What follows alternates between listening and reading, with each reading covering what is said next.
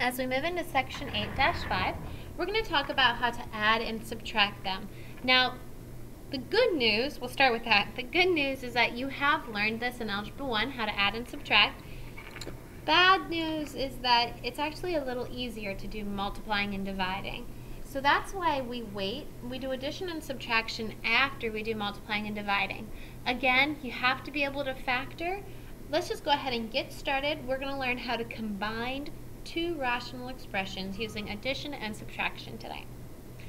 Make sure you always get a common denominator. Let's go old school and just go back, like 6th, 7th grade. Now the first thing I want to point out is you do know that 7 and 21 could reduce. Well, we're going to pretend that you forgot that 7 and 120 reduce. Or excuse me, 7 over 21 reduces. So what we're going to do is we're going to think of the common denominator. Now this common denominator between 6 and 21, you need to think of factors of 21, right? Well, not 21. How about 42? Both of them go into 42. So you would do 6 times what? Well, that is 6 times 7. So what I'm going to do is I'm going to put times 7 here because it would have to be 6 times 7. And that would be 21 times 2, right? Because 21 times 2 is 42 and 6 times 7 is 42. So when I move over, I would do 5 times 7 is 35 plus 2 times 7 is 14 over my common denominator, which we already just decided was 42. Then you do 35 plus 14 and you get 49 over 42. And then if possible, you reduce. And in this case, it does reduce. Okay, maybe I should write here times 7 so we know where we got that, times 2. Okay, we reduce, 7 goes into both of those, 7 over 6. Now let's go a little more difficult, more into algebra now. Notice here how there is a common denominator. When this happens, I just move on. 2x is my common denominator. 5 plus 7 is 12. Now I reduce. 12 and 2 becomes 6 over x. Over here, again, I have a common denominator. So as I move along, I get a plus 6 as my common denominator. They're the same, so you just carry it over. On the top, you do a plus 10. This doesn't reduce, so I stay with my answer. Let's move on to, look here, this is a subtraction problem. I did this one on purpose so you know how to handle subtraction. I'm going to do this slowly. Some students do better with this. Let me try this with you, because last year I was told that this helps. If you change this to an addition sign, and you change that and that to a minus and a minus, you distributed your negative. That's one way of handling this. You distribute your negative. You change this to an addition sign, and now what we do is we see we have a common denominator. So you just move on. Your denominator is a minus 1, and you do 5 minus a is 4a, and then you have the minus 3 in the back. If you want to know where this came from, it's because 5 minus 3 minus a gives you 4a minus 3. Okay? Because this is an a. Because 5a minus a is 4a, and the minus 3 comes in the back. That doesn't reduce, it's your final answer. Look at the next one. We have another subtraction. It's a common denominator. So I'm going to move on and keep my denominator the same. We will see when it's not, what to do when it's not a common denominator. Now what I'm going to do is distribute the negative. Or distribute the subtraction sign. So I'll change this to a plus, this to a minus, and this to a minus. So I get a minus 2, maybe I should write this one out. A minus 2a minus 3. Okay, just kind of like I wrote it out up there. And that becomes negative a minus 3 over a plus 3. Now I want you to take a look at this numerator. Can you see how this numerator and the denominator are almost the same? If you choose to pull out a negative, which you need to, watch what happens on the top. You get negative a plus 3 now over a plus 3. And when that happens, you end up canceling everything but the negative sign. So your answer is simply -1. Moving on. It's going to be a little more difficult on this page because you are not going to have a common denominator. So write no more common denominator. So now we're going to talk about what to do if the denominator is not common. Step 1, you need to factor the denominators if you can. Okay, so let's start with step 1. Factor this denominator. I'm just going to draw a light orange line through it, and I'm going to factor it to x plus 2 and x minus 1. This one I'm going to factor. Okay, I'm going to write it really small here, but I'm going to pull out a negative and make my problem addition.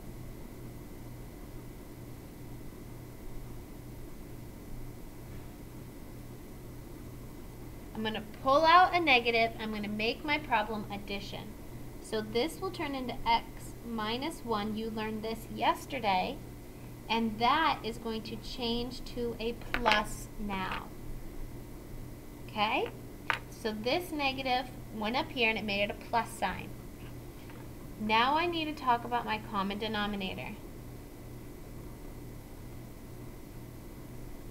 Your common denominator is always made up of the first fraction and anything extra that the second fraction brings. Okay? So if you want to write that down, you would say your common denominator is made up of the factors of the first and second denominators. Okay? Your common denominator is made up of the factors of the first and the second denominator. So my common denominator is x plus 2 and x minus 1. Now what we need to do is we need to decide what they're missing.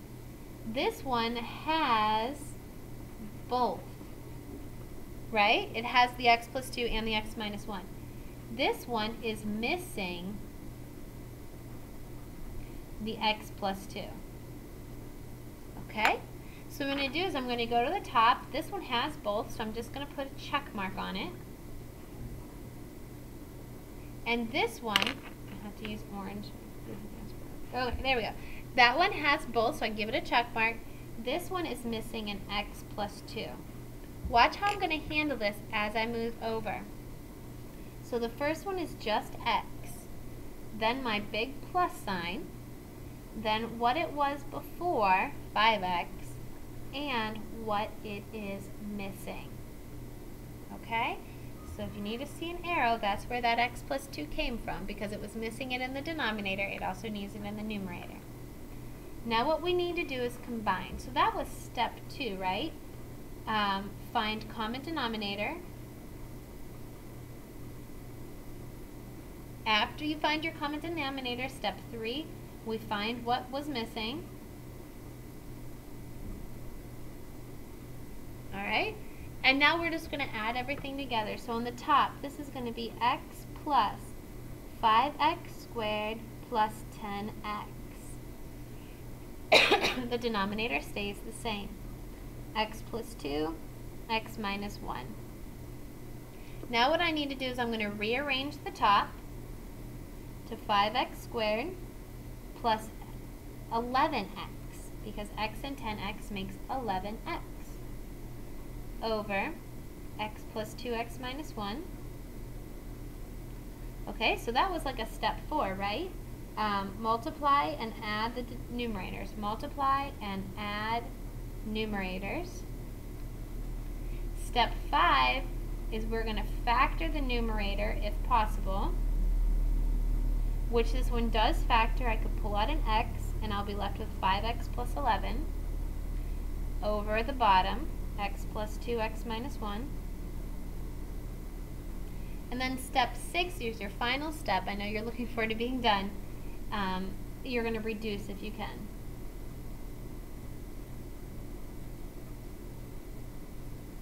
Alright, let's try all 6 steps together on the second one. This one's going to go faster. Alright, this one I had a lot of explaining to do. Now we're going to move on. Okay, this problem.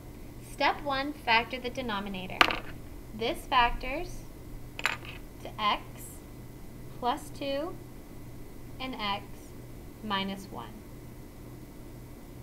Now what I'm going to do is find the common denominator. I need x plus 2 and I need an x minus 1. Notice I don't bring over, I'm going to write that down, don't bring over an extra x plus 2. Okay, it already has one, so don't bring over an extra x plus 2. Step 3, I gotta find what they're missing. This one was fine. I'll give it a check mark. This one is missing an x minus 1 though, isn't it? See how the denominator was just x plus 2? It's missing an x minus 1. Okay?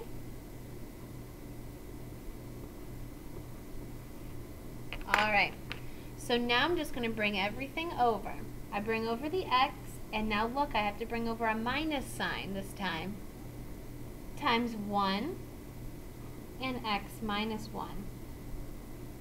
Let's combine our like terms, or actually distribute through, so we get x minus x plus 1 all over x plus 2, x minus 1. Now you finish by combining your like terms, the x's cancel, and you get 1 over x plus 2, x minus 1. Nothing reduces or factors any further, so you're all done. Let's try it again, and then we'll continue a new video with some more problems. We're going to factor the denominator. You should notice this denominator factors to a minus 3 and a plus 2. Now, that's all that factors, so I got to find my common denominator. It's made up of a minus 3 and a plus 2. Notice I don't need to bring over an extra a minus 3. It's already there. Okay, see, it's already there, so we don't need an extra.